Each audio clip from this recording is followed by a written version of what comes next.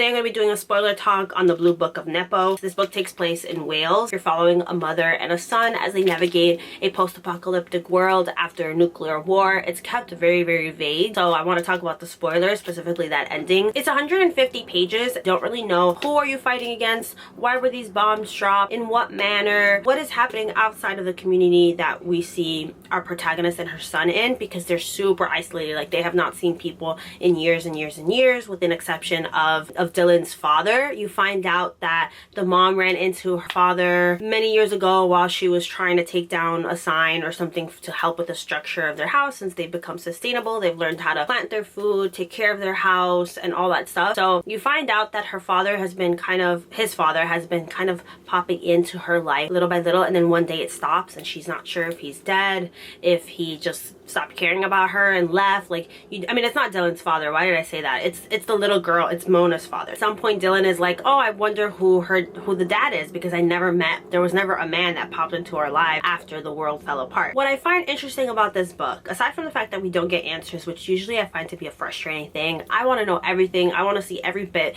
of the chaos that ensues when things fall apart, kind of like with zombie outbreaks and post-apocalyptic films of that nature. I like to know the nitty-gritty details. I feel like when it's open-ended, to me, it's kind of frustrating, and it's like, oh, everyone does that. Everyone doesn't give you a solution or a reasoning, and I like to know. But this book is so well written, just like Station 11 is, where I felt like I didn't need all the answers. Like, what I had was enough. And interestingly enough, towards the end of the book, I was about to say movie, this should be a movie, this should be like a mini series.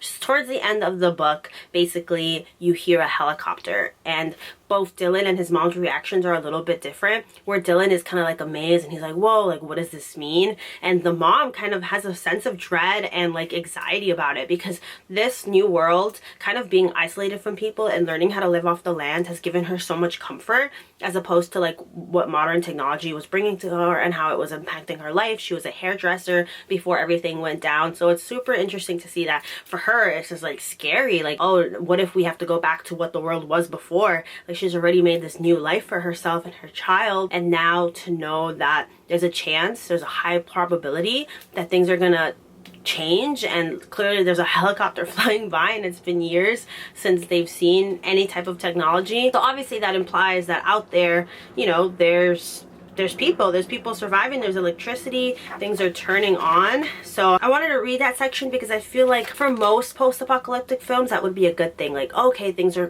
back. Like, it kind of reminds me, there was an old NBC show, I think it's from NBC, called Revolution, and it was like what happens when the world loses electricity, and it's like post-apocalyptic. It got canceled after 2 or 3 seasons. It wasn't the best, but I really, really love the premise. But that kind of reminds me of it. But when Dylan is hearing the helicopter, he's like, what is that? Dylan asks, frightened. It sounds like the sky's being torn apart. And then she replies, it's a helicopter, and they stare at each other. Both characters refer to the nuclear war as the end. So there was before the end, and then what they're currently living in, the end, or like after the end. So she said here, the days before the end are threatening us both. And this was after she had witnessed the helicopter fly by. And then a couple days later, they hear a new sound, far worse than a helicopter, a screaming, like lots of babies cried together, like the wind wailing through a storm, because they were weeding the backfield. And mom says, oh no. She turns her eyes to the big road that's covered in moss and grass. What is it? Something in pain? Dylan asks. And she said, they're police cars, and they pass far away as if their presence made some sort of sense in this world. So mom says, shit. And then he's like, what? And she's like, it's coming back, isn't it? The world as it was, it's coming back. I didn't want to ask, is that a bad thing? Because it was so obvious that it was, but I hadn't expected her to react in this way. She looked lost, her world a spinning compass, out of control, and mom is not that kind of woman. She is hard and strong and in control of everything.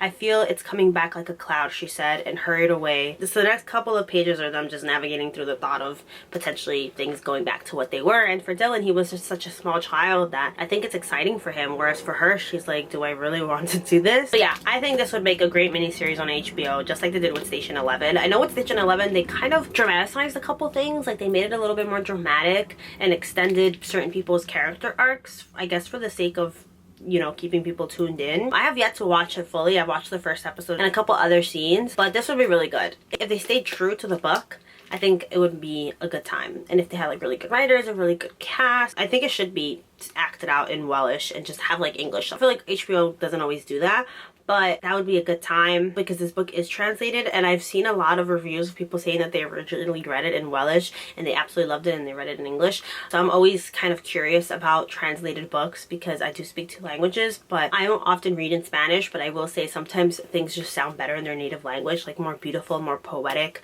So I really wonder what this is like in Welsh, you know. Anyway, if you made it to the end of this video, thank you so much for watching. I really appreciate it, and I'll see you soon with another video. Bye.